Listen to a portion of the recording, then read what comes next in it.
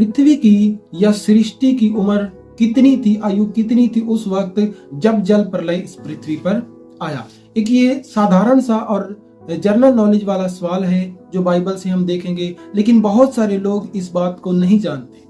शायद ही कभी किसी ने इस टॉपिक को सोशल मीडिया पर रखा हो या किसी ने कभी बताया हो कि उस वक्त आयु कितनी थी सृष्टि की जब जल प्रलय इस पृथ्वी पर आया। अगर आप लोग जानते हो पहले से ही तो आप कमेंट करके जरूर बताना। अगर आप नहीं जानते थे तो आइए हम देखते हैं पृथ्वी की आयु उस वक्त कितनी थी जब जल प्रलय ने इस पृथ्वी के लोगों को खत्म किया था। शुरू करते हैं आज का वीडियो। जय मसीह की। मेरा नाम बलविंदर सिंह है और इस वीडियो में एक अद्भुत और रोचक जानकारी आप सब लोगों के लिए है। हम उत्पत्ति के अध्याय 7वें और 8वें में देखते हैं जब जल प्रलय इस पृथ्वी पर आया तब कैसे जल के द्वारा, उस प्रलय के द्वारा पूरी सृष्टि खत्म हो गई और कोई भी जन नहीं बचा था सिवाय 8 जनों के। नूह, उसके बेटे, उसकी पत्नी और उसके बेटों की पत्नियों के सिवाय कोई नहीं बचा था इस पूरी पृथ्वी पर। और हम अगर उत्पत्ति 5वां अध्याय देखें जहां पर आदम की वंशावली है, आदम की वंशावली जब हम पढ़ते हैं तो उसमें जिक्र आता है कुछ वर्षों का। जब हम पढ़ते हैं तो हमें अजीब सा लगता है, जैसे आदम की आयु 130 वर्ष हुई तब शेत उत्पन्न हुआ।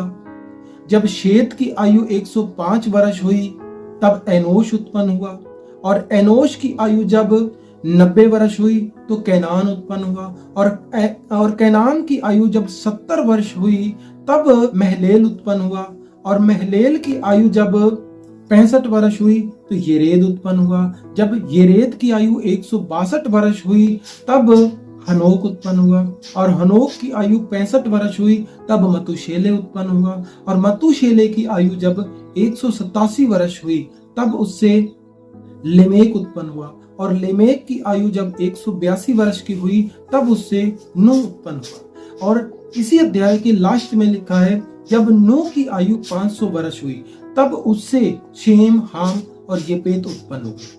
अब मैं बताता हूं आपको इन सबकी जो आयु की वर्ष लिखे हैं इनकी एक जो कनेक्शन क्या है।